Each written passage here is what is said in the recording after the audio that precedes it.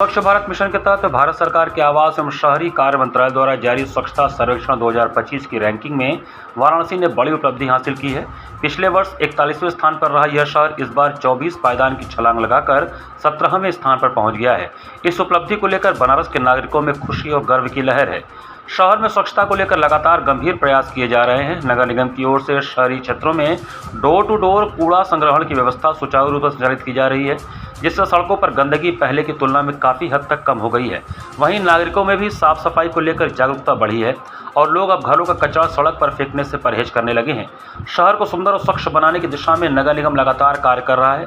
सार्वजनिक स्थानों को सजाया जा रहा है, दीवारों पर आकर्षक पेंटिंग्स बनाई जा रही है और हर कोने को स्वच्छ और हरा भरा रखने का प्रयास किया जा रहा है।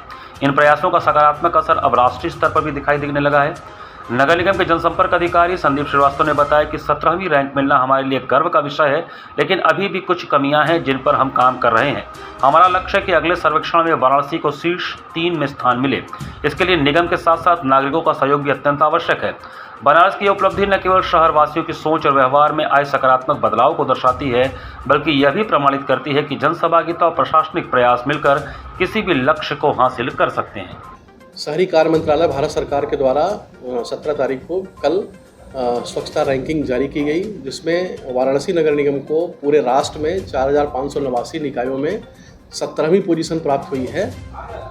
ये 10 लाख मिलियन सिटीज़ में वाराणसी सम्मिलित था। और जहाँ तक आपने कहा 24वें से 17वें पे आए, तो 24वें से नहीं, पिछले साल 41वीं रैंक थी। 24 पायदान ऊपर छलांग लगाते हुए वाराणसी नगर निगम इस बार 17वें रैंक पे आया है। जहाँ पे कुछ कमियां रह गई हैं, वहाँ पे गैप हम लोग उसको ढूंढने का प्रयास कल से ही हम लोगों ने शुरू कर दिया है।